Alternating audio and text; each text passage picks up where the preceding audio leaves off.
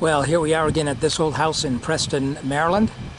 Today is Monday, October the 16th, 2023. Yeah, the days are getting shorter and cooler. We're less than 12 hours of daylight now, and since it's still October, we're still on daylight savings time, which means I don't get sun up until after 7 a.m. So not much light inside the house to do things or outside until about 7:30 this time of year. But in about 3 weeks, we will make the switch to standard time, which will give me a little more light in the morning, but a little less daylight in the evenings. In any event, you're looking at the back of the house, and I've had the siding replaced on the back wall of the house and the porch sided. You may recall from some previous videos that the original clapboards on the back of the house were spaced further apart than they are on the other three sides. So that is, the reveal on the back of the house was an inch wider than on the other three sides of the house. In addition, a lot of these boards were full of holes, cracks, and at the top three courses of the clapboards did not overlap. Don't know how that happened or why, but so there's a whole bunch of work that needed to be done on the back wall of the house, including the siding of the porch. So I just had the contractor do that. And what we did in the meantime is this particular window here had a rotten sill and a rotten bottom jamb. So those were replaced, and in order to effect the replacement, the triple track storm that was on this window was removed and sort of destroyed, since it was almost impossible because the wood had deteriorated, to which the triple track flanges were attached. So the triple track storm does exist, and it's okay up there on the second floor, but did not exist, or after we removed it, was not replaceable on this lower floor. So I put up some plastic, since there is no storm window, to keep the rain at bay. So the colors here, the blue is a paint because the clapboards, or the siding, which is the HardiePlank cementitious clapboard siding, that blue is a finished color. And my contractor gave me a good deal on it because it was left over from another job. The greenish color, if you will, greenish gray, that's the natural finish, the primer finish for the HardiePlank board. And so there it is. So all this back makes the house look like a real house. I can hardly wait to get the shingles stripped off the other three sides and the original clapboards restored, because it'll look very nice, I think. Here on the outside corners, there are what are called 5/4 boards. These boards are about an inch thick, and the siding abuts to the corner boards. Again, this is an outside corner, so there are two corner boards that meet, and you notice that they do not overlap. On the original structure, this space between the two edges of the corner boards on an outside corner was filled with a round, almost like a dowel, that ran the full height of the corner board. So in this instance, I'm probably not going to get a wood dowel, but a 3/4 inch PVC pipe fits perfectly and replicates the corner round bead detail perfectly.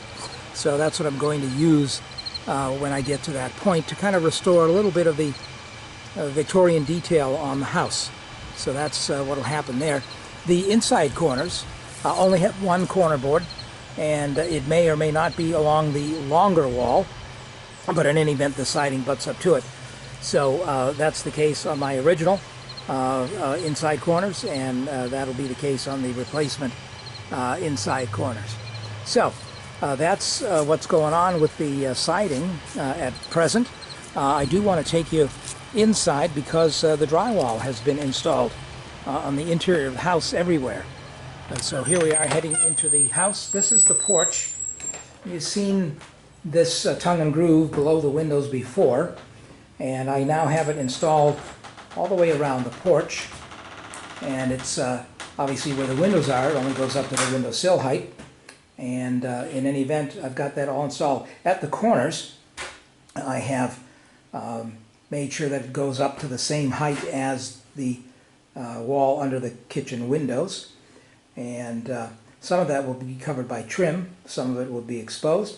But this is a 7-inch tongue and groove, and it's not made anymore. So I salvaged what I could from this and have installed it thusly.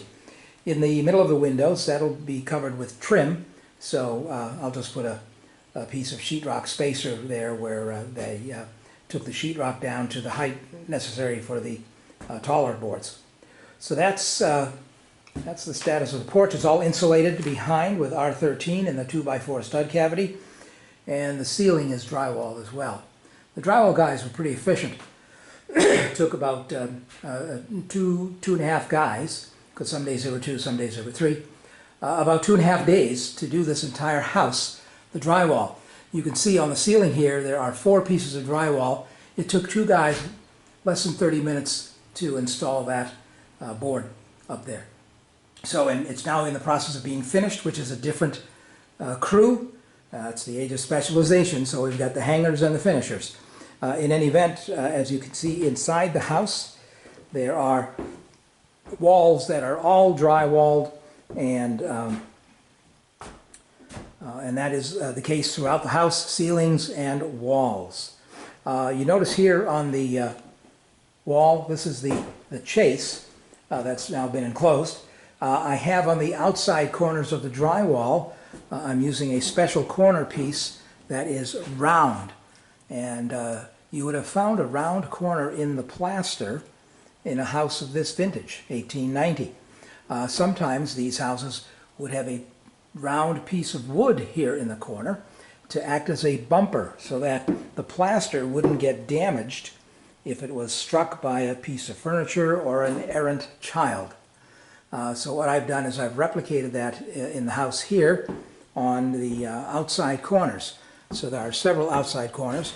There are a few outside corners, a couple right here where I'm not doing the round edge. That's because I'm going to be doing cabinets here in the kitchen. But on that wall, that outside corner, there will be no cabinetry. So again, I've used the round corner.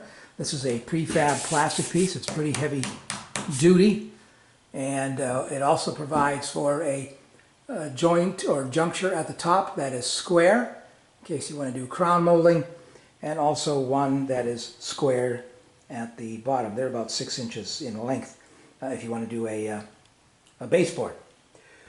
So things are moving along. The floors, I've torn up all the cardboard pretty much because the cardboard itself got torn up after all these months of being trod upon, and it was getting to the point where it was actually being a trip hazard. So I've tried a little pledge. I've got some Murphy's Oil soap just to give them the once-over. I'll eventually have them sanded. I'm not going to, I'd like to do that before I move in any furniture because it's a dirty, dusty job. But I've also gotten 2 estimates in the $5,000 neighborhood, so I may have to reconsider that. And as I say, I've got some Murphy's Oil soap and a Scotch-Brite, and that may do well for a temporary situation. In the upstairs, again, all the drywall is done. These corners here are going to be trimmed in wood, called a cased opening, so I will not be doing the round corners there. But here at the top of the stairs, at the hallway, I've got the plastic on to give me the outside rounded corner. So I've also taken the drywall into the attic stairs up to the level of the ceiling of the second floor. Obviously no ceiling here in the stairwell, but just to have it finished off and done. In the bathroom, this one, I have actually installed the cement board around the tub, and that goes from the tub rim to the ceiling, and that'll be ceramic tile.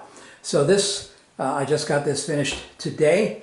It's all screwed to the studs, it's all spaced out, it's pretty flat, and the next process in the tiling is to waterproof this. You actually get some thin set. There's a specific alkaline resistant tape, fiberglass mesh tape for the joints and the corners, and then you put a waterproofing compound over it, because even though these are walls, it's possible over time for some of the moisture to wick its way through the grout into the cement board, and the cement board is porous. I don't expect that to be a big problem here, since I'll be doing the waterproofing, and because it's on walls, the water is going to run down the tile. And this cement board overlaps the tub flange, and there's a little vertical lip at the tub flange that helps prevent the water from leaking backward into the wall space from the tub deck. So that went reasonably well. I have the other bathroom up here to get done with a cement board, and hopefully by the end of this week I'll have all the cement board in, and I'll have it waterproofed and ready for ceramic tile. I think I'm going to go with a white subway tile. Don't care for anything highly decorative, just want classic and simple. And a typical subway tile is 3 by 6. I might be looking for a larger format, which will at least maybe cut down on some of the labor involved, since I'm going all the way to the ceiling. The ceiling will not be tiled. It'll just be painted with a gloss white. So that's what's happening October 16th, 2023. Let me just take you into the primary bedroom, or what will be the primary bedroom. And you know, it's a good sized bedroom. I had originally thought about putting the queen size bed here, headboard against that wall, nightstand on either side. It's just enough room for that to fit. But I may not. I may decide to put the headboard against the window on the back wall, and I've got a triple dresser that would fit there, and I've got a highboy dresser that would fit there, and that still leaves quite a lot of room in the bedroom, you know, for maybe a writing desk or a chair for reading, and the small closet. In the second bedroom, which is also good sized, since I closed off the door that was here to this little room, and I have opened up this space here to make this formerly small, tiny bedroom part of this bedroom, which will be the guest bedroom. So this will make a nice sitting area, again, chair, ottoman, or a smaller chair and a writing desk, and then a queen-size bed in here. There's a closet over there. I've got to get this thing out of the way. Just haven't had the time to ask somebody to help me get it downstairs. It is kind of heavy, even though I've taken off a lot of the parts, and it's awkward in size, so it's got to go downstairs and out. So, but anyway, here, this opening, which was a wall, it's been headed up appropriately. This I'm not going to have as a cased opening. A couple of reasons for that is I think that the rounded corners will make it look kind of nice, and again, in keeping with the era of the house, having the rounded corners is appropriate. And the other issue was I don't have enough of the original casing to trim this out in wood of the original profile. So this entire upstairs will have casing, millwork trim, you know, whatever you want to call it, that will not be original. I just don't have enough left, and I don't want to go and get some and then have to worry about stripping it all. So I will get new trim, but not 2 1/4 inch colonial.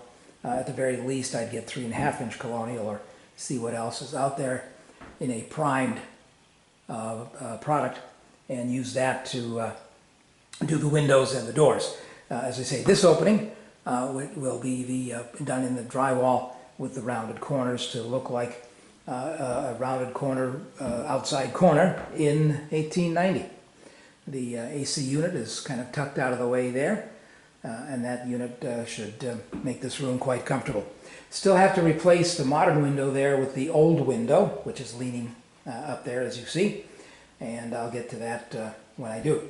So in any event, my next project here, in addition to finishing up the shower surrounds with the cement board and waterproofer, is to maybe have a go with Murphy's Oil soap on the wood floors, just to get them in somewhat improved condition.